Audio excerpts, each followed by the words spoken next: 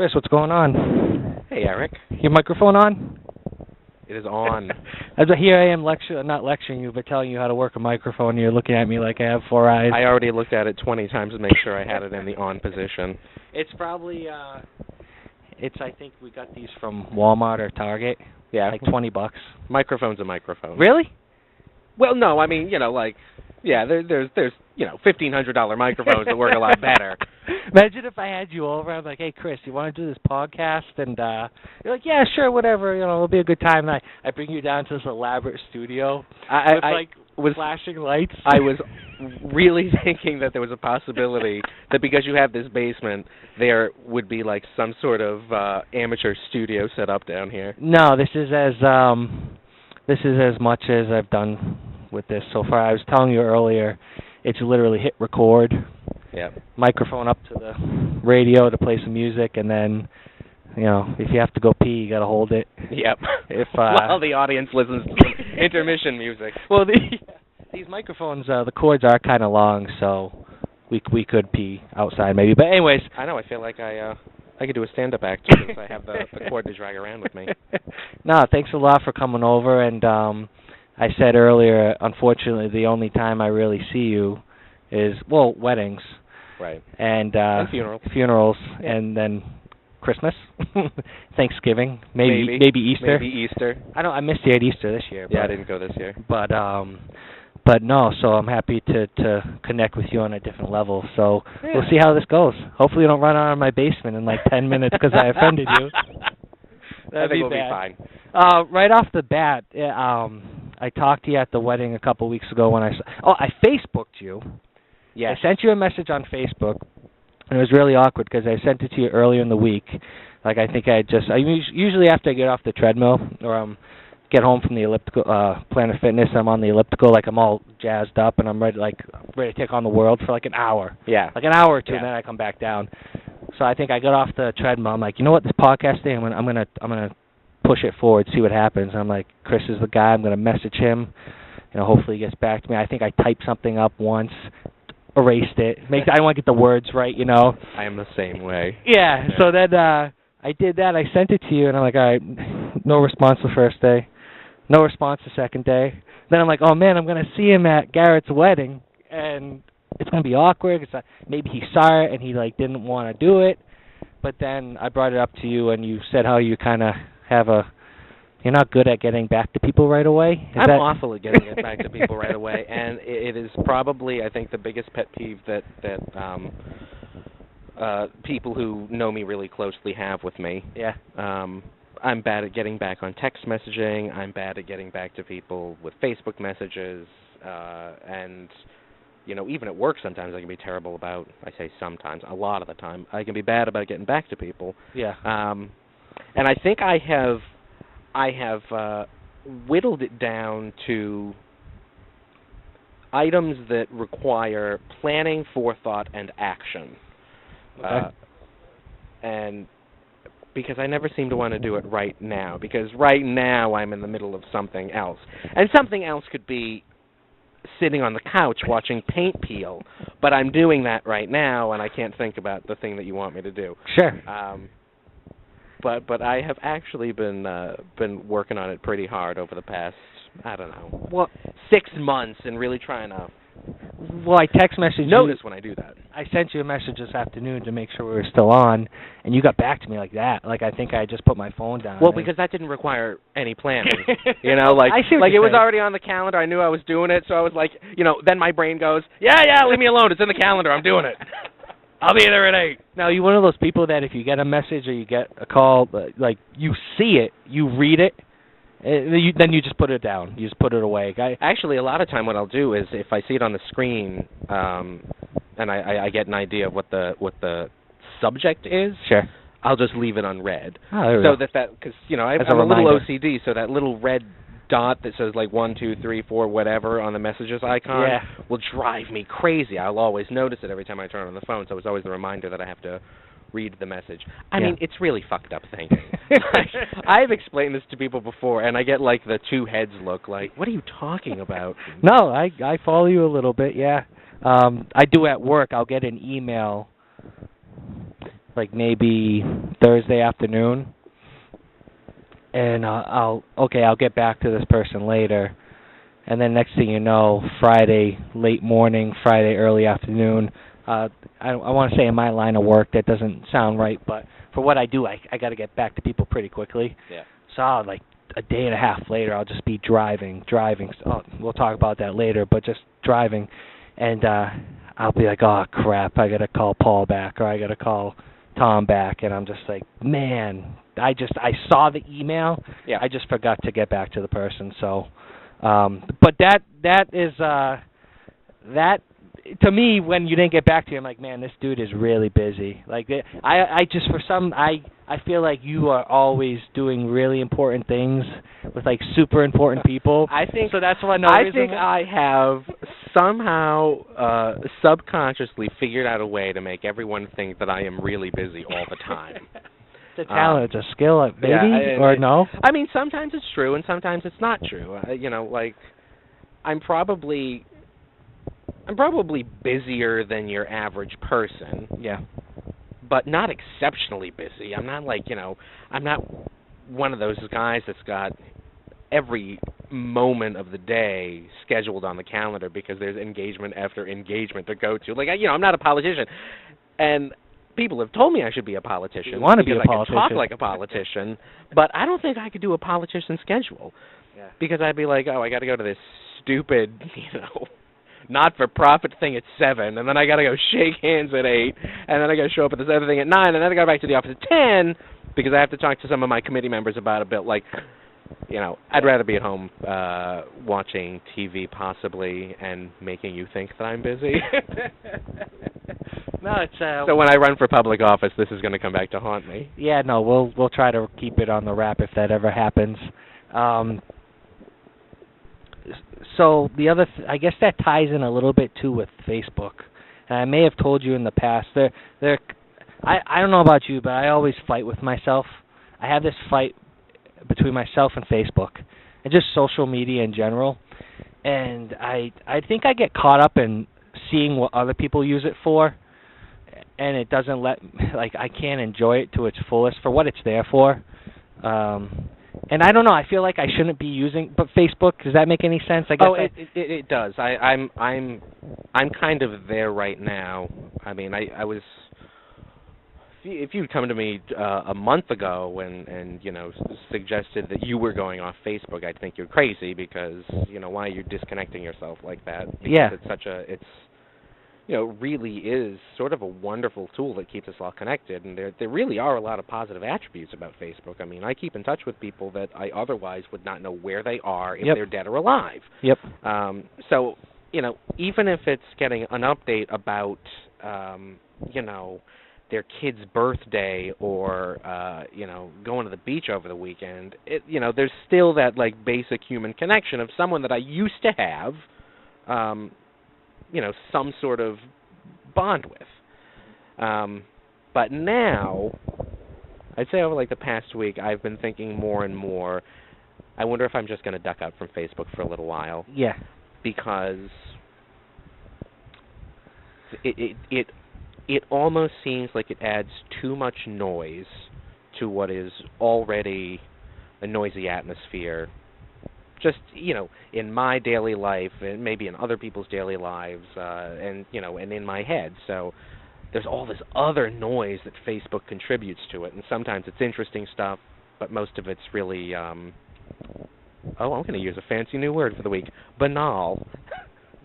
You make that up, or is that a real word? No, that's a real word. All right, great. I've been really good at a new vocabulary word every week lately. What is it? Banal? Banal. B-A-N-A-L. Okay. Banal, like, like sort of useless, pointless, like, do nothing with it sort of information. Okay. Yeah. So it seems like there's a lot of that on Facebook, and that's cluttering up space that I could be using for other stuff. I want to stick on the Facebook thing, but you brought it up, so I want to touch on it. And a lot of noise, I think you said. Yeah.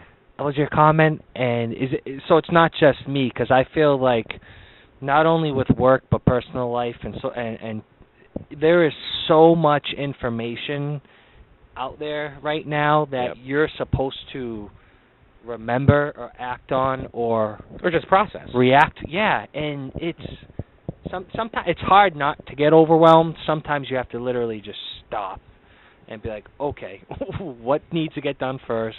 Right. Who do I have to talk to first? But Facebook, I can absolutely add to that chaos, and I just find myself sometimes sitting there, and I'll start at the top for the most recent updates, and I'll scroll. Yep. And I'll scroll, and then if I see someone who I haven't talked to in a while, maybe I'll click on their profile and see what's new with them, look at some pictures. Next thing you know, 20, 30 minutes have passed. Yeah, exactly. So then I start thinking, all right, in that 20 or 30 minutes, what else could I have been doing? Could I have been on the treadmill? Could I have been on the elliptical? Could I have been doing something for work that I don't have to do tomorrow? Right. Could I have just been talking to my wife? Because in 10, 15 years, those moments that you cherish and look back on, not going to be going through Facebook. It's going to be, the impromptu trip you made to go get, I don't know, You're absolutely right. That's actually a great point. You're not going to remember, Joe Jerkoff status update. No, you're going to laugh and even if it made you laugh, but you're not going to remember because it's not a memorable moment. It doesn't contribute to life. I guess that's the whole thing about Facebook. It doesn't really contribute to life. No. I really, in 10, 15, I don't consider us old. No. You have a couple of years on me, but I still consider us in the same group range, whatever. I have no idea what you watch it, Sonny Boy. But I remember the days of 35. Okay, so about 5, 6 years. But I remember back with the internet, I remember CDs and tape decks, and I remember dial-up internet and checking Juno for my email, and I'll never forget. Oh, and Prodigy. Juno, we were hardcore Juno. It took us, we were one of the last families to get AOL, and then my sister got old enough to use the internet, and I would try to call home for a ride, and the phone would be busy because someone was on the internet, and it was just no cell phones, and I didn't have a cell phone until senior year of high school. Yeah. But anyways, it's just what I think to myself is in 10, 15 years looking back, I'm not going to remember that one specific thing you posted on Facebook, but I'll remember and say to someone, oh man, that Chris guy, he was pretty funny. He was entertaining on Facebook. He was one of the guys I like to follow. Yeah. Something like that. But then you think of what does that really mean? I don't know. I think about camping trips and talking face to face with people. Yeah, exactly. And I think sometimes those are the best memories. Well, I think there's a bunch of different ways to use Facebook. I don't know if there's a right way to use Facebook. Yeah, actually, no. The way I use Facebook is the right way to use Facebook. I mean, people use it as a complaining ground. People use it as a self-promotion ground. People use it as a place to just throw out, pointless statements like having steak for dinner or oh, nice to be home. Where the fuck is home and where did you go? There's more to the story. I really hate the people that leave you guessing. I think they think they're being clever with the post, but they're not being clever with the post because I'm not gonna bite your bait. I mean, I saw someone the other day that I've got a friend on Facebook who consistently puts out those short 4 or 5 word posts. Yeah. That your reaction is, what the fuck? And he's just putting the bait out there. He's just waiting for someone to bite. Oh, what's the problem? Or where'd you go? Or what does that mean? Then it's the paragraph long. Yeah. And I will never do it. Yeah. Because I just don't feel like that's the point. You want to engage people on Facebook, then outwardly engage. Don't just go fishing. Yeah, we've got the baby on the way, and I've had a couple. The fact that we're having conversations about this, I think, is funny in itself. But how many pictures to post on Facebook of the kid? Oh, right. It's not. You need to post enough so people get their fill, but then you also have to keep in mind other people are posting pictures. It's weird stuff like that. But and then there's weird stuff about the baby's privacy too. Yeah. Even though it's a baby, there is still a privacy there that's being respected. Some people will take a picture of the baby on the scale. Yeah. 10 seconds after it comes out. Yeah. thing all flopping around, and I just there are some moments I want when that happens.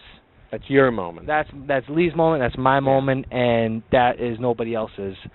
But when we take the kid out for buy groceries and he's got a cute outfit on, okay, snap a picture, let people know. But anyways, that's those poor people that are in the delivery room and the baby comes out and the first reaction is, I gotta get a picture so I can post it on Facebook. Like, you're here witnessing the miracle of life. Like, how is that your first? Like, the fact that that's your first thought. Post it on Facebook, right? Yeah. I do love Instagram. I don't know if you're on Instagram. I barely use Instagram. I'm a big picture guy. Like, I think you can okay.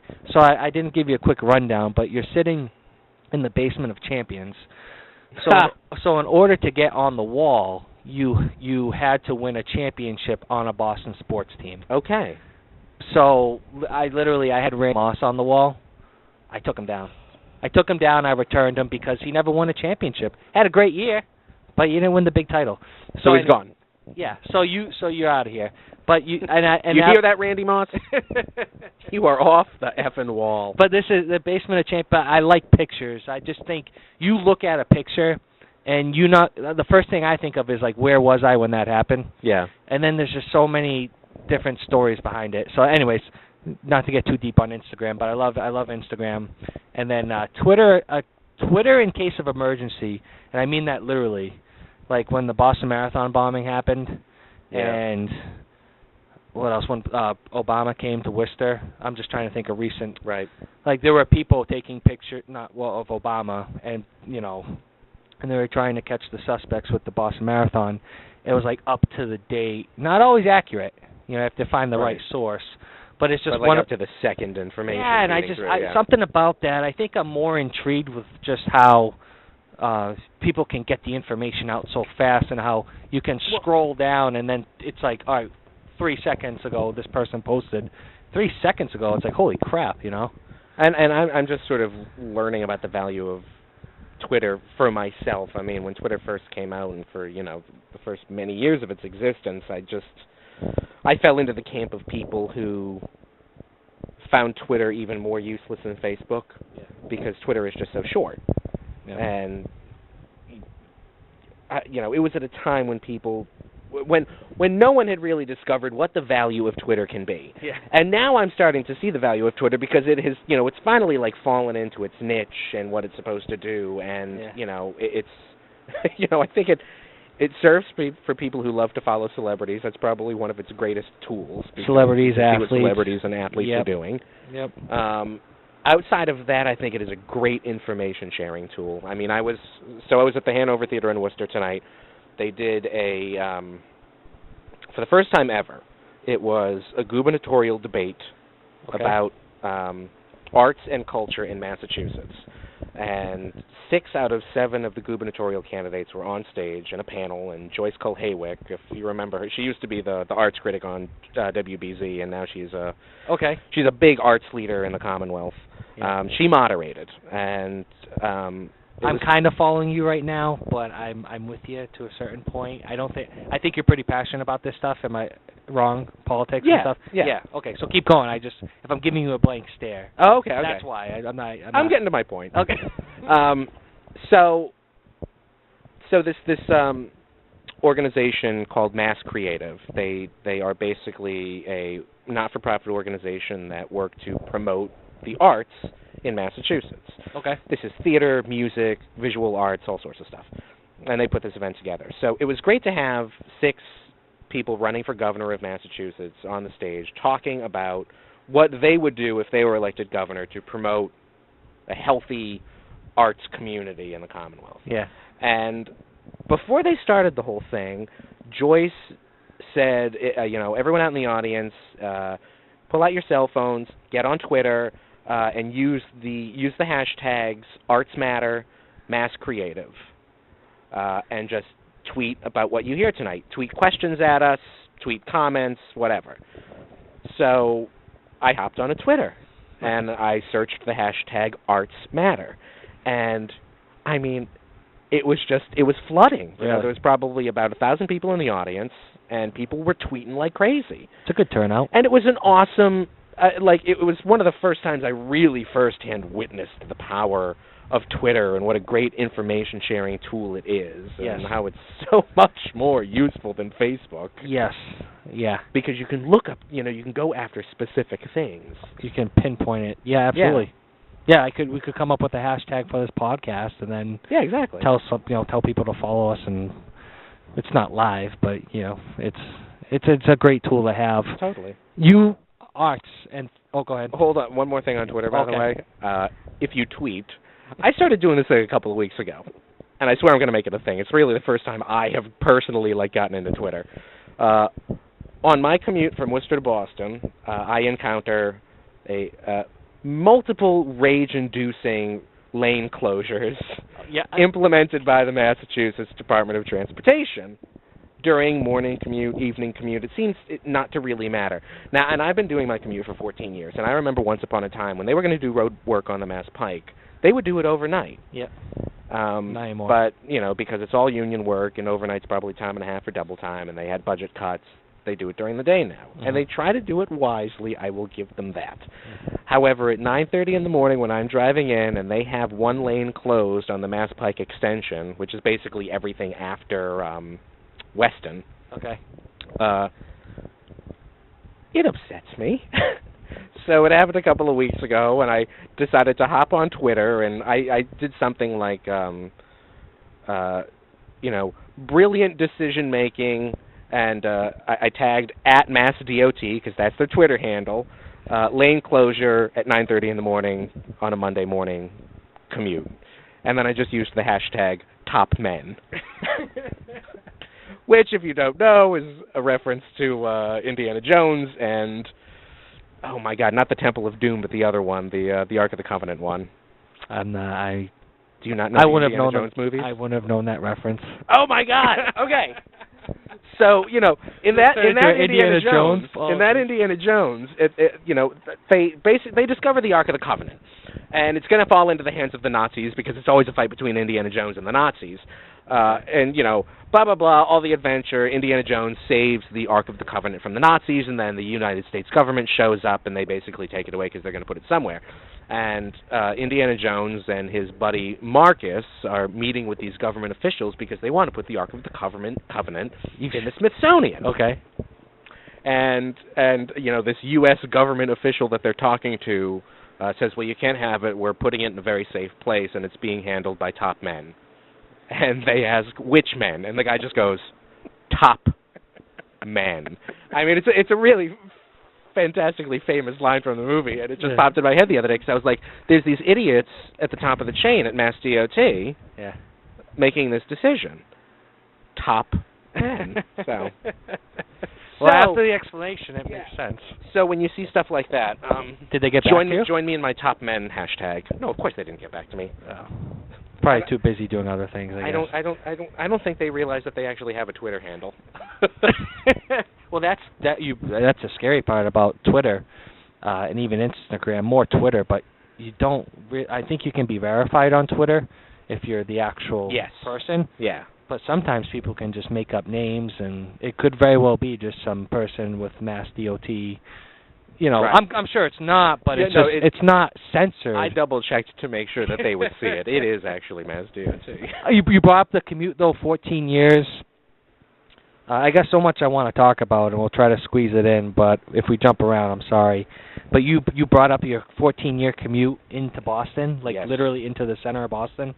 Yes. You work, arts, theater, you brought that up earlier. That's what you do. Yes. That's your business, that's your industry, that's...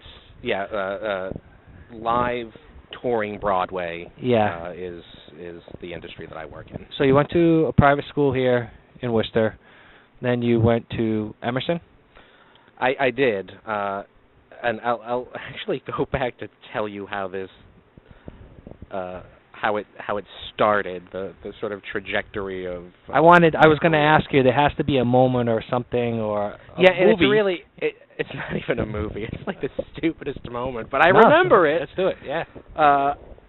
I must have been like, I don't know, 10 or 11 years old, and I was at home one night and the There used to be this show called Lifestyles for the Rich and Famous with Robin Leach. Okay, I remember it. I remember the name. And yeah, he would basically tour celebrities' homes, okay. and you could see how their homes and their yachts and their cars. And he was doing an episode one night where he was touring the home of Alyssa Milano, who at the time was, I think, Who's the Boss was still on the air. Yeah. And she had made a ton of money off of doing that show.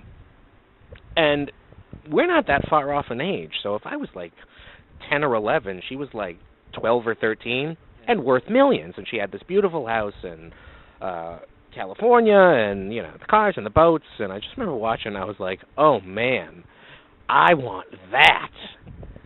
And it just set the idea in my head that I think I identified her because I identified with it because she was my age, and I was like, well, I can do that. Well, she did it by being an actress. Well, obviously, being an actor is a surefire way to make tons of money. So I told my parents immediately I have to be an actor because I want to be on Lifestyles of the Rich and Famous. And they were supportive of the idea. Yeah. So they sent me to Holy Name High School in Worcester because at the time it had a very good theater program. And okay. They told me that's how you start getting into entertainment.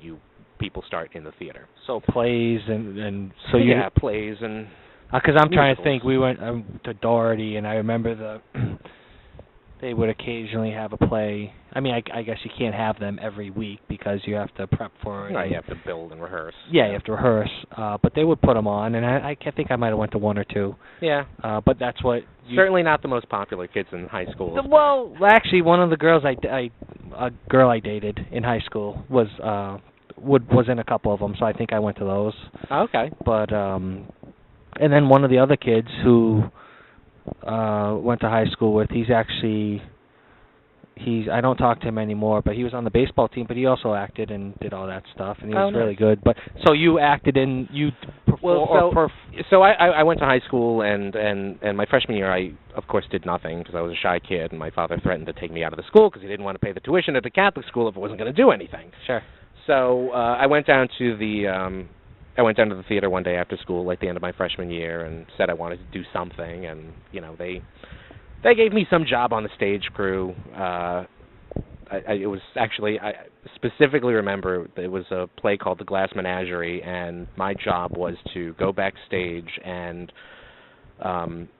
cook different foods because the idea was that it was an immersive experience. So when the characters were having breakfast, the theater was supposed to smell like bacon. So I would cook bacon backstage and then bring it to the back of the theater and blow a fan on it so that the theater would smell like bacon. Really? Yeah. And it was cool. Wow. And the job itself wasn't the coolest job, but yeah. I really fell in love with, the communal experience of what theater was about. I mean, from the actors to the stage crew to the director to everyone that participated, it was a great communal experience, and everyone respected each other and liked each other, and we just knew it was a team effort or it was nothing. And I fell in love with it. So I kept going back and asking to do more stuff, and I think by the time I got back to school my sophomore year, the guy who ran the theater program just consistently made me a stage manager because I was obviously the kid who wanted to do everything. Yeah. So I actually never got on stage because I loved being backstage. I loved moving the sets and running the ropes and hanging the lights and all that stuff, and just kind of being behind it, instrumenting it and making it happen. So all 4 years of high school, you were the stage manager? I was always the stage manager. Really? I acted a couple of times. Sure. But it was never really my thing. Okay. But I did it for fun because, most of the time, my friends would decide they were going to audition for something, and, they'd, come on, you should audition too. We can all be in it together and it'll be fun. So sure. I would sacrifice doing the backstage work so I could be on stage and dick around with my friends and look stupid. So I did that through high school, and I really liked it, and I said to a family friend one day when I had to start looking at colleges, I wish I could do this for a living, and she said, you can do it for a living, you just have to go to school for it. And I said, where the hell can you go to school for it? So she named off a bunch of schools, like Boston University, and Brandeis, and SUNY, or SUNY, sorry, and Emerson College. So, I applied to all of these schools, and I went and I looked at Emerson College, and I just completely fell in love with it, and that's in downtown Boston. Yep. So, so I applied early, and I got in, and I went, and I graduated with a Bachelor of Fine Arts in Theater Production and Management. Okay. Which was, my concentration once I got into college was I wanted to actually produce theater. Okay. Because I knew that's what I loved. That's what I wanted to ask you, was if you were, is it okay to call actor in high school, everyone who's in a play, it's actors and actresses, or are they performers? I don't want to... Actors, okay. Either one. So I didn't know if maybe you were, like, you saw Alyssa Milano on TV, you wanted to be an actor, you did all the plays in high school and all the shows, so then you got to college and you took it a step further, but you still were doing it, or if you just really went to college to do the backstage stuff and produce and manage a theater, which it sounds like is the direction you went instead of... Yeah, that's basically the direction. Once I started participating in theater, I just, I discovered what I liked doing in it, and it just kind of took its own route from there. So post-college, did you... Now, I don't think is it still called the Colonial Theater? Yes. And is still the same building? I'm actually not there anymore, but I've been with the same company for 14 years. Okay. So take me through that. So you get out of Emerson. So I got out of college, and I had no idea what I was going to do. I thought I was going to... I mean, I had no job, but... Yeah. The thing to do for a graduating theater major in Massachusetts is go to Western Mass and try to get a job at the Williamstown Theater Festival or any of this. They do theater festivals all summer out in Western Mass in the Berkshires. Really? Yeah, and this is basically an opportunity for mainstream Broadway actors from New York to come up to the country and do some serious theater for the summertime and then go back to New York in the fall. Okay. So I was going to go out and try to get a job stage managing at Williamstown. Yeah. And this job as a phone operator at the Colonial Theater opened up, and I had a couple of friends that were like, oh, you should go for it because you want to be a producer, and this is a commercial theater organization, so you should go for the job. It's a foot in the door. Yeah. So I went for the job, and I got the job. And I literally started answering telephones for shit money in the basement of the Colonial Theater. No kidding. Yep. This is like a rags to riches story, sitting live like... We're not really at riches. Yeah. Well, you're on your way, but you literally started in the basement. I started in the answering basement phones. At a desk that was surrounded by fly paper, and I shared it with the concessions people. So the room was filled with like beer and wine and all the candy, and it kind of smelled, and it was hot because there was no air conditioning. It was awful. And I made I think they paid me $18,000 a year. Really? Yep.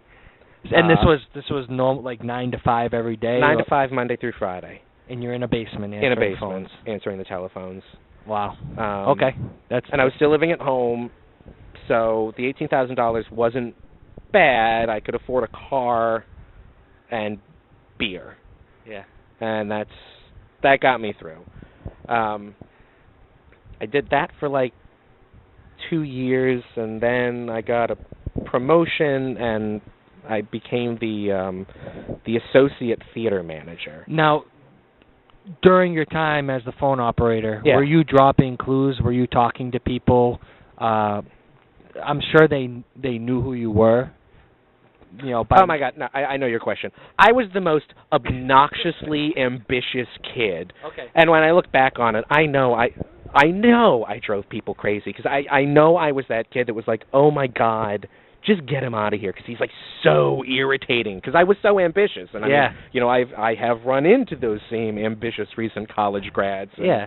And they can wear your patience and your good mood a little bit. But you I also try to remember it was me. You also have to look at it and go, I mean, the fact that it's all do you ever think they were testing you? Or do you think it was literally that's the only place we could put you to see how much, because I'm sure it's one of those jobs where you have to be all in where you are now and moving up, and like once you're in, and it's, I guess like like any other job, if the higher you get, they want you to invest and put time in. But I'm almost thinking, like, do you think they were testing you, saying, stick the new guy down in the basement, answer the phones? Well, I think the job actually started out as a legitimate need. Like the theater managers, because we were running 2 big theaters downtown at the time, and the 2 theater managers needed a little help, just like administrative help. Yeah. So the job started out as a legitimate need. But I was always trying to get, like, the next thing, like, give me more to do. I want to do this. I want to do that. And, I had some people who were really great to me and mentored me and, taught me patience but also how to be properly ambitious and, work towards that promotion. And then I had other people who were not so great to me, but I learned immense lessons out of them as well. When people are bad to you, as long as you don't let it destroy you too much, you learn the lesson of how you never want to be. Yeah, that's a great point. I was going to say sometimes you learn the most from the people who maybe didn't help you out, or because you just said it. It's you look at them and go, I don't want to be that person. Yeah. I've carried. I mean, they will remain nameless, but I had a couple of people that were really consistently terrible to me. I don't think they intended to be terrible to me. I just don't think they knew how to manage people, and it's probably not the job they should have been in. Yeah, no, I understand. But all of that stuff, brought me to know the stuff that I'm saying right now. Like, I can identify now what good managers are and what bad managers are, because now I manage managers, so I can see what makes a good personnel manager and what doesn't make a good personnel manager. Yes. So going back, phone operator, you're not harassing people, but you're letting people know who you are while you're there answering phones. Yeah, that I wanted to do more, and so you become an assistant. So I became the associate theater manager, which was a step up, and it got me more money. Okay. And that meant that I was out of the basement, and I didn't have to answer the phones anymore. Were you still answering the phones occasionally, just out of habit? Occasionally, yeah. Well, no, I still had to go in and give the phone up a break, which was just maddening because I was like, I got the promotion. I was like, I will never have to answer a phone again. But they kept me answering phones still for another few years. So you could continue to work at that, and you just, I guess, without going through it each part, but how many times have you moved up? How many, to get where you are right now, how many promotions or how many times have you been moved up? 5. Good. Awesome. Yeah. That's great. I like to hear stories like that. Not only being with the same company for so long, especially where I still consider you very young. But I think I am generally young. Yeah. Yeah. No, you are. You are for the job that I have. Exactly. Yeah. So I think it's great to see somebody with a company that long. But you said Colonial Theater. What now? The phone operator, was that in the basement of Colonial? It was. And you were there up until not too long ago? I was there up until 2011. Okay. And did that theater close down? It didn't close down. So, I was there for a long time because, like you said, I started the phones there, and then I became the associate theater manager there. And then in 2005, when I was 26 years old. Yeah. And this blows my mind. We're talking about the age thing. I was 26 years old, and they let go of the existing theater manager, and they promoted me. To theater manager? To theater manager. Okay. And, I look back on it, it's I must have been the youngest Broadway theater manager in American history. That's pretty young. It was young, but, God bless them. They had confidence in me that I knew what I was doing, and I did know what I was doing. So I did that for a long time, and I would have been content to stay in that job. Yeah. Probably forever, because it was a great, great job. Sure. I mean, it was a beautiful theater, and, it was just so great to participate in that process. But unfortunately, at the end of 2011, our company's lease expired on the theater, which is actually owned by Emerson College, and we ended up not renewing the lease because it was just becoming too costly to operate the theater, and we weren't really making money on it anymore. Okay. And we're a commercial entity, so when you're not making money, to make money. You got to walk away. Yeah. So I actually thought I was out of a job. When I got the word that we decided not to renew the lease, I was like, well, that's it. We're not going to renew the lease.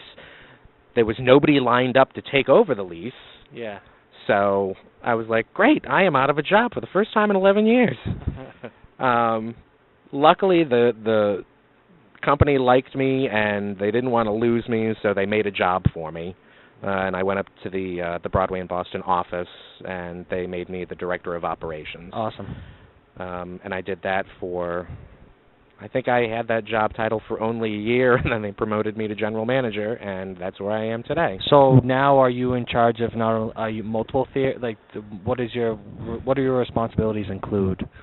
Our business has changed a little bit now. We don't operate theaters anymore. We used to operate practically all the theaters downtown Boston, and now we don't operate any of them. Yeah. But we are a presenter, which is basically like a concert promoter. Okay. In our business, all these traveling Broadway shows, they travel entirely self-contained. They travel with the actors, they travel with the sets and the lights and the sound system, and it all goes into these 53-foot tractor trailers. Some shows travel with 2 of them. Some shows travel in 21 tractor trailers. And we essentially buy the show off the shelf. And our job is to advertise it, promote it, get stories in the paper about it, just sell the tickets. Like, make sure that when the show comes to the theater, there's an audience there to actually see the show. Yeah. So my job is really involved in the logistics of making sure the show gets to the theater, and it's a lot of budgeting. I mean, I was always shitty at math in school. I mean, it was like my worst subject. And now I'm the guy in charge of all the money. Oh, jeez. which is ironic. That's usually how it works out. But I'm good at it. I'm actually good at numbers now. Oh man, no, that's awesome. That's cool. That's a good story.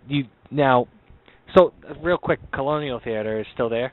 It's still there, and who's someone else operates it now. There's another. We won't company name them in town. because they're the competition. No, we can name them. Okay. The other company in town is called the City Performing Arts Center, and they've run the Wang Theater and the Schubert Theater for a very long time. Yeah. And now they brought the Colonial into their fold. Okay. So they run those 3 theaters. Okay. And now we actually end up putting shows in there. So we don't run the theater, but we book shows into the theater. I kind of follow you. I guess I get it to a point, but I would have to need, like, we sit down and... We would have to do an entirely separate 2-hour podcast for me to break down how the American commercial theater works. Okay. Okay, all right. So you're mainly in an office now? Or are you yourself on the road? No, I'm in an office. Okay. 10 to 6 Monday through Friday, and it's friggin' fabulous after all of those years of nights and weekends. Awesome. Yeah. Cool. But the commute, I think that's even after 14 years with the constructions and the detours, and you still don't. It still irks you, I guess. Yeah, the commute is still a bear. Yeah, the Pike. You must rack up on the tolls. I think I do about. I don't even know. I don't pay attention to it anymore. I'm about $40 every other month. Oh, I think I'm at least $50 a month. Wow. And then gas, I'm about $60 a week. Jeez. And I put about 25,000 miles a year on my car. The Fiat? The Fiat. Your wife has one too, right? Yes. Okay. And you like them? Love them. We talked about it earlier upstairs. They're awesome cars. Yeah, no, I have nothing against it. People laugh I don't know at too them. many people who I see them. Yeah. But I don't know too many people who own them. So we still get excited when we see another Fiat on the road. And I'm telling you, Fiat drivers, we all wave at each other. I was going to ask, like, motorcycle people throw the fingers down or peace or whatever. I joke around with Lee, like, when I pass another HHR, I put up, like, one finger. No one ever does it back. I'm trying to, but anyways, by morning, do you have, like, a sign or? No, it's not a sign, but Fiat drivers all wave at each other because I think we're all so excited. We're like, oh, my God, somebody else bought a Fiat.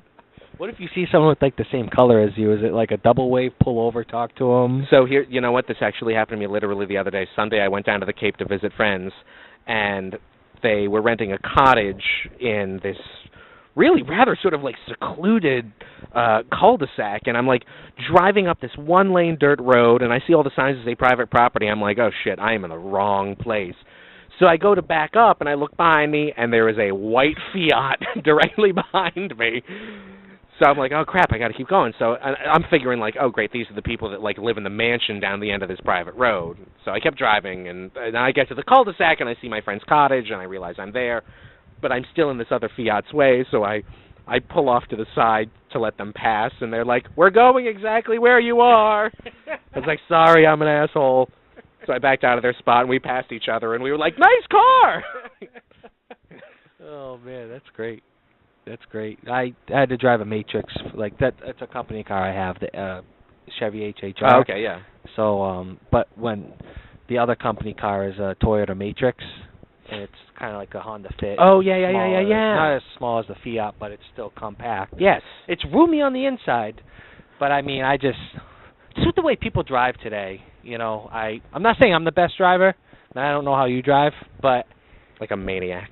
Okay, so you're one of those guys who's buzzing by me in the Fiat doing like 85, whizzing in and out? Because the Fiat begs you to drive it like that. I mean, it's set up like a go-kart on the inside, so... Okay.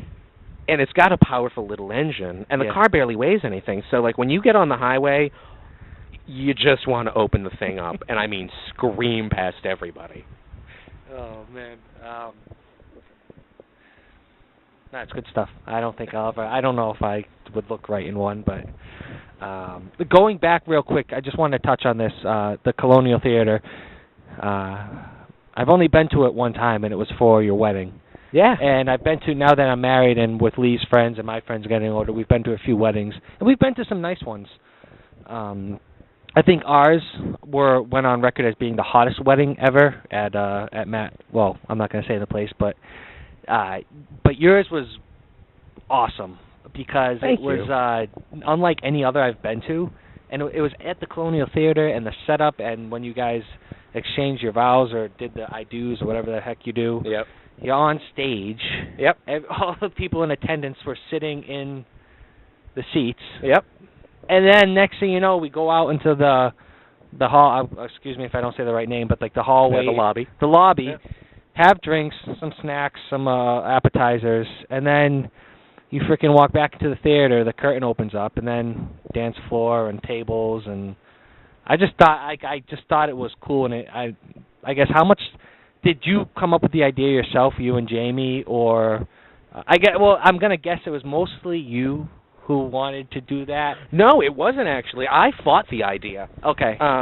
We ended up there, I don't know, it wasn't necessarily a fluke, but it was not the first choice. I mean, Jamie and I knew we wanted to do something different. Yeah.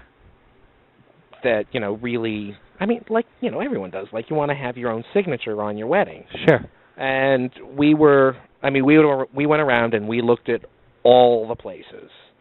And early on in the process, I think Jamie's mother and my mother both said, why don't you do it at the theater? And my response was like, no, absolutely not. I'm not getting married at work. It's not happening. And they were like, but it's so beautiful. I'm like, I know it's beautiful, but I don't want to get married at work. It doesn't feel right. And then it felt right after we found out that weddings at every other place cost, $50,000. And I was like, all right, if I can do the math, I can get the theater for free versus paying, Zuckus some ridiculous amount of money. So I caved. And, I went to my boss and said, can I get married at the theater for free? And he was like, yes, of course. Oh, as long as you invite me. Yeah. As long as you invite me and we can use the pictures for promotion. I was like, yeah, sure. Oh, nice.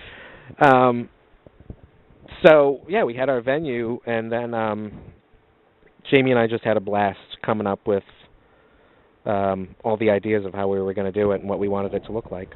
Yeah, it was really cool. It's actually one of my fondest memories of this house that we're in right now. Really? Yeah. Were you living here? When we were living here, we were planning the wedding. Were you really? Yep. No kidding. I proposed to her in this house, actually. Where? In the living room. Oh, I proposed in the kitchen. Oh! Oh, my God. Mere feet from each other. Yeah, that's crazy. Yeah. Wow. Did you do it on a random Tuesday night? Yes, I did. No, you didn't. Yes, I did. So did I. Oh, that's Tuesday, funny. December 7th. Oh, my God. Yeah, Pearl Harbor / Larry Bird's birthday. Timing could have been a little bit better, but it's just one of those things where it was like, no. That's so funny. That's crazy. Yeah, I did mine. I'm pretty sure it was a Tuesday, and it was in November, early November. Wow. Yeah. That's cool. It's a special house. It is a special house. It is. Yeah. What is going to be your baby room at the time was our office / guest room. So we spent many hours in that room, listening to music, what we were going to dance to, nice. Table assignments and all that stuff. It was a blast, and it was really, the payoff was really great. My favorite, you mentioned it, my favorite part of that wedding was when we brought everyone back into the theater and raised the curtain to reveal the whole reception on the stage. Yeah, because I don't know if I asked anybody, or if I did, they didn't know, but I kind of started to think like, all right, where are we gonna eat? That was the intention. We wanted everyone to think that they weren't going to be able to eat. Yeah, like, okay, I'm cool sitting in the lobby this whole time. The only, I guess, not regret, but what I wished was, I wish Lee and I were, like, I wish I had a serious girlfriend, or a wife, like someone who I could have shared that with, because I went by myself, and I had a blast. I had a bunch of beers and ate a bunch of food. But I didn't have, I think it would have been that much better if I had someone else there to talk to about it. Yeah, and I didn't I didn't dance that much, and but it still made an impression on you. But and then your best man speech too. It's my friend Dana. Dana. Yeah. It was again, I don't remember it word for word, but I remember people laughing. I remember it was very long. I think. Yep. It was long. Yeah, but it was funny. And he was animated. It was funny. It was embarrassing. Yeah. He was very animated. Yeah. I look back at the pictures, because the photographers took a lot of pictures of him giving his speech, and you can see there are moments of hysterics around the room, and a great shot. I wish I remember what the joke was, but whatever it was, it had me and Jamie doubled over in our chairs, and you can see the tears rolling down our cheeks because we can't catch our breath, because whatever his joke was hilarious. Did someone record it, or we didn't record any of it? No. Ton of pictures though. A lot of people do that nowadays, where they'll record almost the entire wedding. And did you ever watch The Office? Yeah. Okay, so all the way through? I think so. So when Jim and Pam finally got married, and I remember, oh boy, I think something maybe broke on Pam's dress, something came off, whether it was, I can't even remember. And they're sitting in this little classroom, or this little room, her and Jim. And Jim said something "Don't worry about it, no one cares." And he took a pair of scissors and he cut his tie. Yeah. And he's like, "Look, now we're even." Yep. And then but all throughout the night, somebody had told them it's pretty much just gonna fly by. Stop, take mental pictures, so you remember it. And they would literally use a fake camera and take pictures. Yes. And after he cut it, I remember her taking a picture. But that's kind of how I'm not into the whole recording and watching it back, because I don't know if I ever would. Maybe once or twice down the road, but I want to try to remember it on my own, because A, it probably didn't happen the way I remember it, and B, I'm probably going to remember it a little bit better than what it was, and going off pictures and seeing people in the background. I know exactly what you mean, because people dancing, not singing, but dancing and listening to speeches, and the reactions in the background, the crowd is just it's priceless, I really do. I prefer. We intentionally chose not to have a videographer. Yeah. Because we really did prefer just the singular moments in time of the photograph. Yeah. And for the memory to serve the action of the night. Nothing against it. If people do them, that's fine. But for us, it was. I think the video over time sort of takes away from the romanticism of the day. I think you're supposed to let your memory, let the rose-colored glasses get darker and darker over time as you remember it. Yeah, in 10, 15, 20 years, it's going to be that story's going to be that much more enhanced. Yeah, it's so much more epic than it actually was. Oh, however, I will say this, not to toot my own horn or our own horn, but 6 years later, this is evidence of it, people still talk to us about our wedding, and I'm pretty sure it is the most epic drunk fest anyone has ever attended. Yeah, I don't know if I'll get in trouble for saying this, but I'll never forget Uncle Rob and my mom running off the stage and leaving the theater and maybe going into an outside area to maybe partake in some recreational and coming back. And my mom, it was the first time like I saw that side of my mom that I could remember, and when she came back, she's dancing. I think her dress thing had snapped, and she had this polka dot dress. Like, I remember what my mom wore.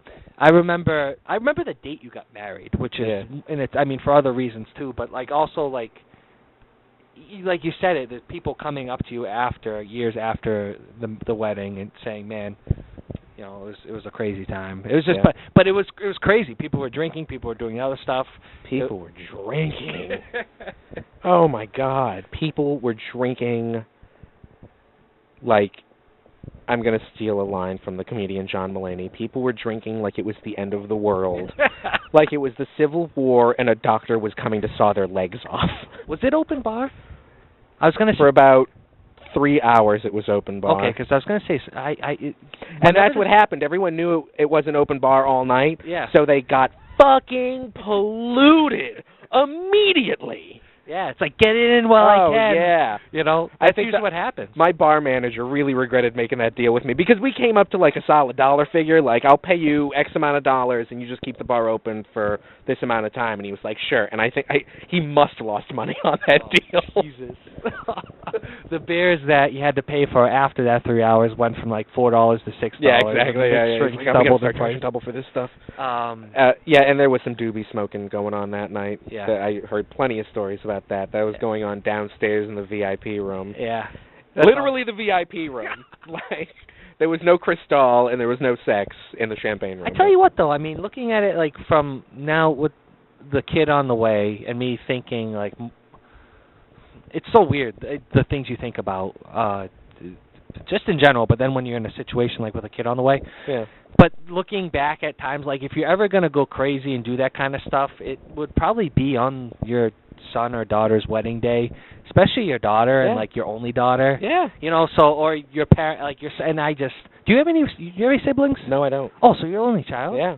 No kidding. Yep. Okay, so yeah, in their situation too, their son's getting married. Oh yeah. So it's freaking, let's go nuts, let's party, that's, you know, obviously money's a factor and however you guys paid for it if there was help, but it's almost like, all right, just do it, you know, it's, hopefully, you know, these days sometimes it happens more than once, but hopefully make the first one count at least. Yeah, exactly.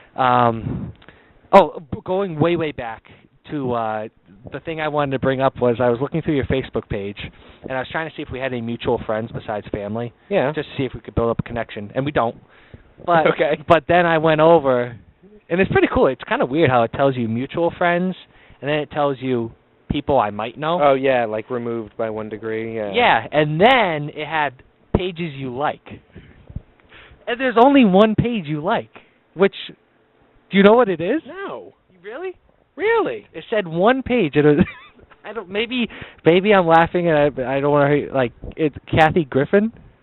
You're kidding me. I swear to God. So I didn't know if there was a backstory to that. There's just one. It might have been like, it just said pages liked or followed or something, fan page, and it was Kathy Griffin, and I know she is a comedian. Yeah. I didn't know if maybe you had a connection with her. Not really. I just, you know how Facebook like suggests shit at you? Like, you might like this? Yeah. I click that stuff constantly. Oh, you do? Yeah. Oh, it just showed me one. But that's so I'm just like, because I'm like you, I click away. So I like the most randoms. Like, fine, I'm secretly a massive Kathy Griffin fan. I don't know if it's like the red hair or what, but I just, I saw that. Like, I think I follow like CrossFit Worcester, and you know, I'm not a CrossFit guy, but I just like to see what they're doing, and my buddy does it. A good friend of mine does it, so I like, you know, I can have somewhat of a conversation with him about it. But usually multiple likes, but how it just showed me one, I was like, I was like, that's interesting. Very interesting. Well, yeah. Thank you for outing me. Yeah, now everyone knows my only interest in life is Kathy Griffin. Couple other topics I want to touch on. Let me ask you this. You said in a text message last week, I asked you what time your bedtime was. Yes. And you said, what was that? What the hell is bedtime? Yeah. Can I put that to task right now, or is Jamie going to be pissed at you? No. Okay. What I want to do is stop right here. Okay. And then start it back up, just because of the memory size. And there's like a couple.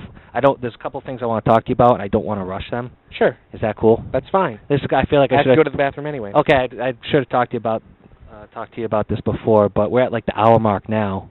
Wow. It goes by so fast. It goes by so fast.